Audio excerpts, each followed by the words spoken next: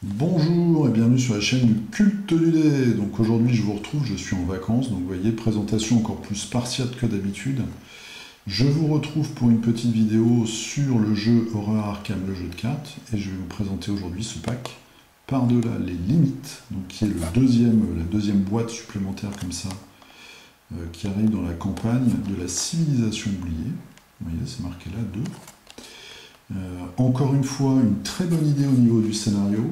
Donc déjà dedans vous avez le feuillet. Alors aujourd'hui pour ce pack là il arrive en format A4 2 pages. Enfin, c'est du faux A4 d'ailleurs. Donc très bonne idée encore une fois sur le scénario. Vous avez ici les actes et les intrigues.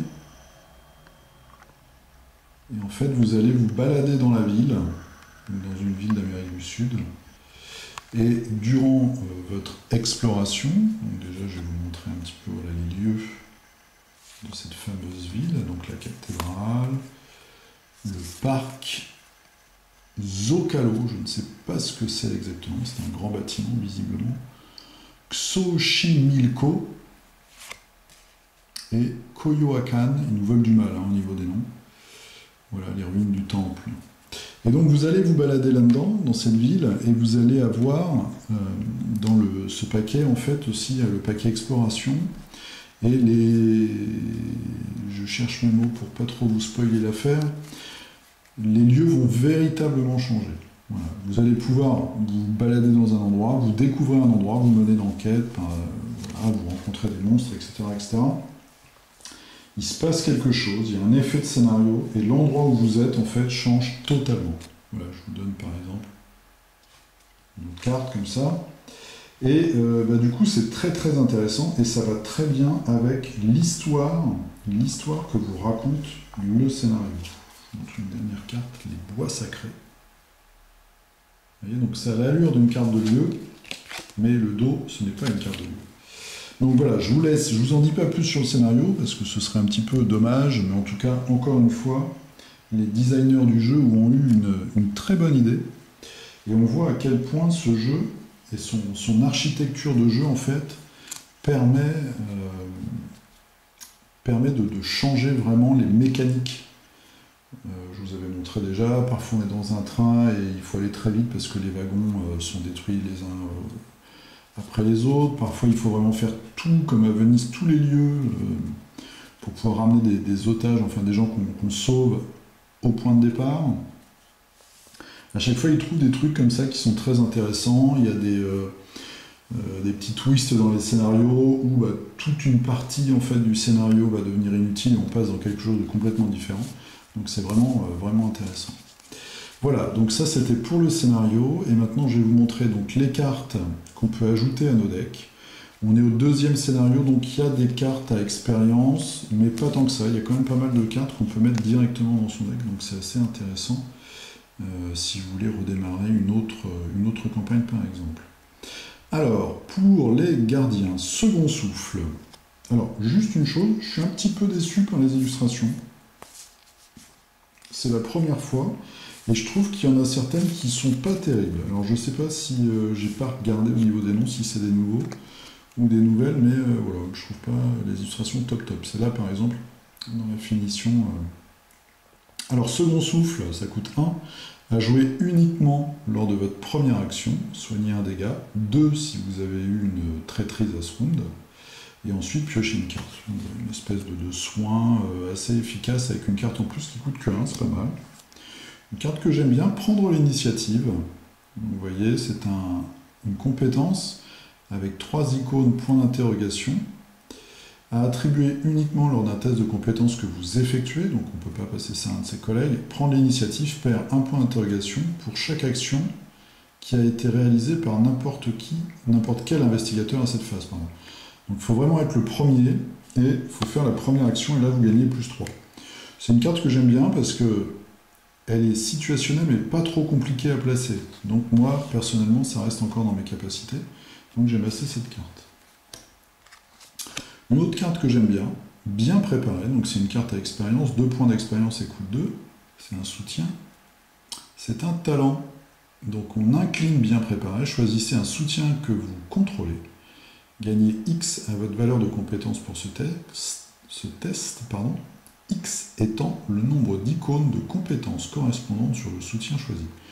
Donc là aussi, comme ça peut être un peu compliqué pour les gens comme moi, mais en fait c'est assez simple, il faut juste bien placer un soutien avec... en fait vous allez profiter du soutien en tant qu'objet lui-même, ou allié, et en plus, grâce à cette carte, vous allez pouvoir profiter aussi de ces icônes. Il suffit de bien goupiller tout ça. Donc assez intéressant.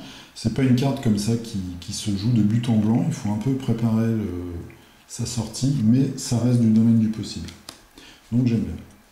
Alors là, je vais avoir besoin de vous, de la fiction à la réalité. Ça coûte 2 icônes de savoir.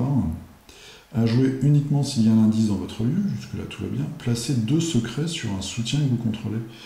Et j'ai regardé vite fait, alors j'ai pas toutes mes cartes là, vu que j'ai ramené qu'un scénario pour le jouer et ce paquet-là.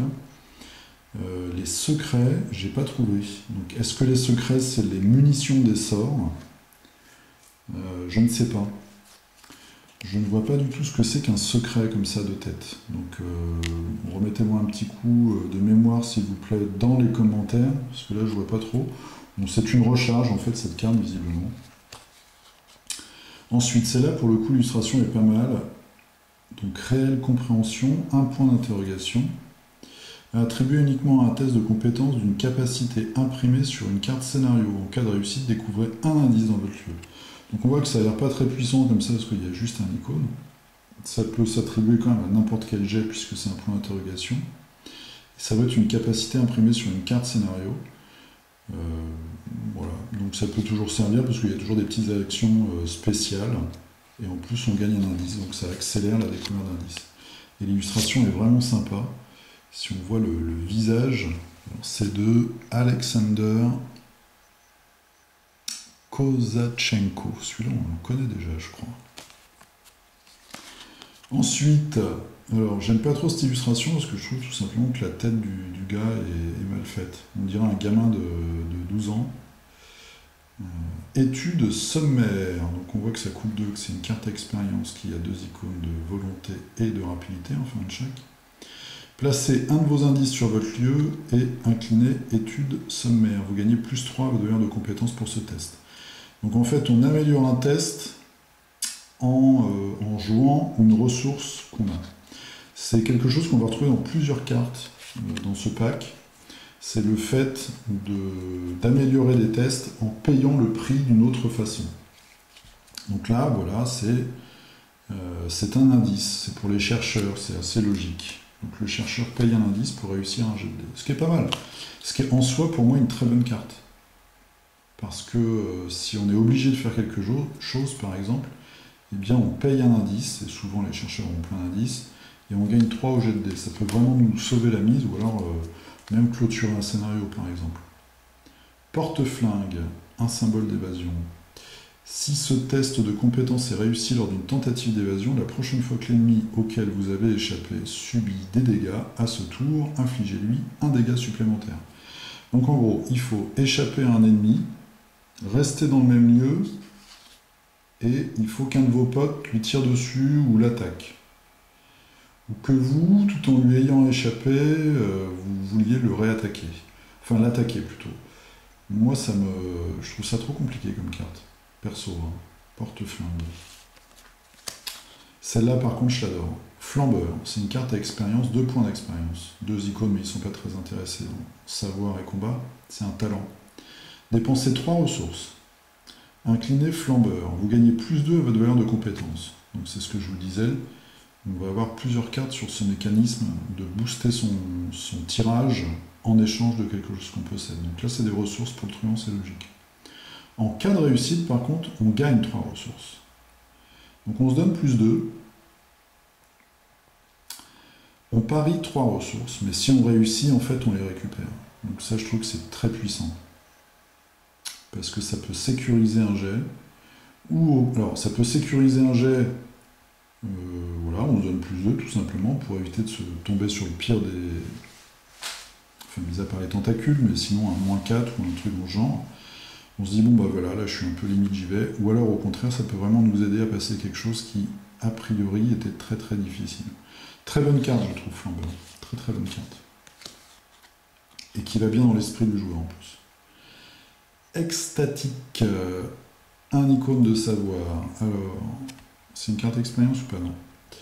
Si ce test de compétence est réussi pendant une enquête, placez une charge ou un secret, donc on retrouve le secret, sur un soutien que vous contrôlez. C'est pour ça, comme il y a charge et secret ensemble, ça me fait dire que le secret est une munition de quelque chose, peut-être des sorts, mais je suis pas encore assez pointu dans le vocabulaire de jeu. C'est pas mon truc en fait d'étudier tous les mots à chaque fois. Donc secret, voilà, je pense que c'est la recharge des sorts ou d'autres choses. Peut-être de certains objets. Ouais, ça doit être les recharges de certains objets, peut-être les reliques. Donc voilà. Alors, qu'est-ce qui se passe si ce test de compétence est réussi pendant une enquête? Placez une charge ou un secret sur un soutien que vous contrôlez. C'est un de savoir. Ouais, le bonus, un de savoir est vraiment pas terrible. Et en échange, on peut gagner une charge. Je suis assez mitigé là-dessus. En plus, l'illustration, je la trouve pas chouette. Alors, celle-là, au début, je me dis, mais qu'est-ce que c'est que cette carte? Et en fait, je la trouve géniale. Se souvenir du futur, donc, carte à expérience 2 points. Un icône de savoir, un icône de rapidité. Une superbe illustration. Une superbe illustration de Andreas Zafiratos. Je crois qu'on l'a déjà eu aussi, cet Andreas. Très très belle illustration, cette jeune femme qui est absorbée dans un autre monde, j'aime beaucoup. Alors, c'est rapide. Quand un test de compétence que vous effectuez débute. Ok. Si souvenir du futur est redressé, donc vous ne l'avez pas encore utilisé, on va voir après. Nommez un pion KO du sac. Si le pion sort, vous inclinez cette carte et vous gagnez +2 à votre compétence. Donc toujours pareil, c'est en fait un pari pour booster quelque chose. Donc je commence mon tour, j'ai mes 3 actions. Je fais ma première action. Je dis, bah voilà, je vais tomber sur un jeton -2. Je tombe sur le jeton -2, eh bien j'incline cette carte, mais je gagne +2. Par contre, je tombe sur le jeton 0, par exemple, ma carte n'est pas inclinée. Donc je la garde et je peux l'utiliser pour le jet d'après.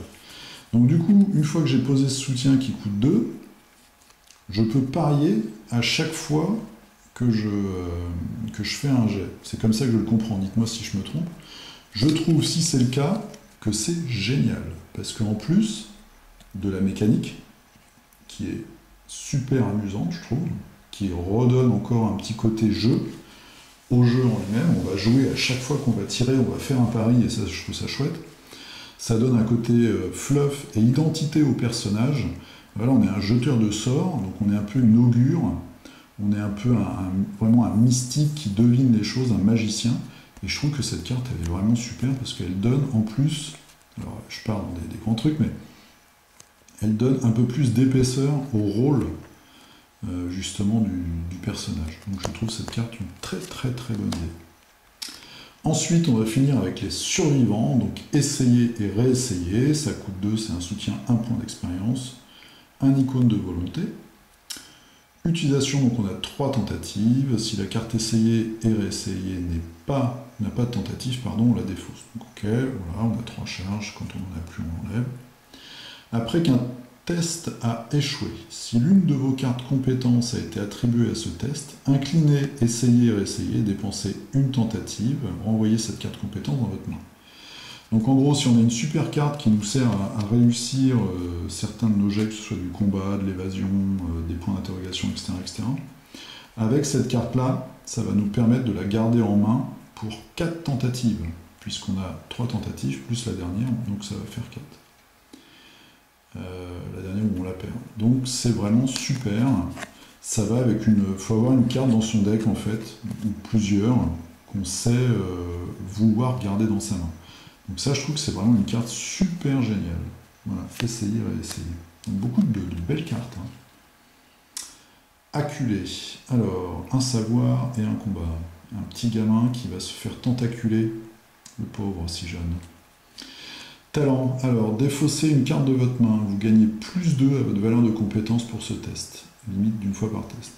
Donc, vous voyez, pardon.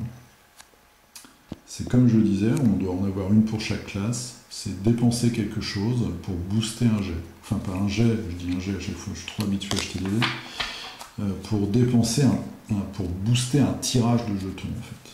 Donc c'est vraiment intéressant. Voilà, donc toutes ces cartes, vous voyez, il y en a quand même qui sont vraiment de très très bonnes cartes. Je suis vraiment content de ce jeu. Alors le seul point noir, c'est qu'il est onéreux, hein. Il faut compter un peu plus de 100 € pour chaque campagne, quand on achète tous les decks. Mais je suis vraiment... je suis même étonné de voir à quel point les designers arrivent à avoir des idées, à renouveler les mécaniques et à nous sortir des cartes qui sont vraiment intéressantes et qui peuvent potentiellement, alors pour des joueurs comme moi qui sont assez basiques, moi il y a des trucs qui me sautent aux yeux quand même et où j'ai envie d'intégrer ces cartes-là, mais quand vous êtes vraiment dans le deck building et que vous êtes un gros passionné, vous voulez vraiment tout calculer et tout, je pense qu'il y a vraiment moyen de faire des decks de dingue et de prendre du plaisir à imaginer des mécaniques entre cartes pour ce jeu. Voilà. Donc c'est pour ça que j'aime vraiment beaucoup ce jeu, en plus de tout ce qui est direction artistique, même si là je trouve qu'il y a quelques cartes qui sont un petit peu en dessous, notamment celle-là que je trouve particulièrement laide quant à la tête du bonhomme, celui-là par rapport, enfin celle-ci par rapport aux mains, voilà la tête du gars. Donc il y en a quand même 2-3 qui me plaisent pas trop, mais dans la masse, tout ça reste bien dans l'ambiance d'une espèce de jeu d'aventure Lovecraftien, action quand même, beaucoup d'action, un pulp. C'est plus un pulp pour moi que vraiment du Lovecraft, mais c'est quand même un super univers. Voilà, donc c'était la petite présentation en 16 minutes du nouveau pack Horror Arkham, le jeu de cartes, par-delà les limites, et je vous présenterai bientôt le prochain. Donc là, je suis une semaine en vacances. Je vais vous faire très bientôt la suite des conseils du culte, donc sur les règles, le modélisme et les univers. Et je vais vous faire aussi une vidéo qui va vous expliquer pourquoi le nouveau jeu de Games Workshop qui s'appelle Kill Team, eh bien il ne faut pas l'acheter. Et je vous proposerai une alternative bien plus intéressante et bien plus fun. Voilà, je vous fais des gros poutous, je vous dis à très très bientôt. Portez-vous bien, jouez bien, à plus, salut.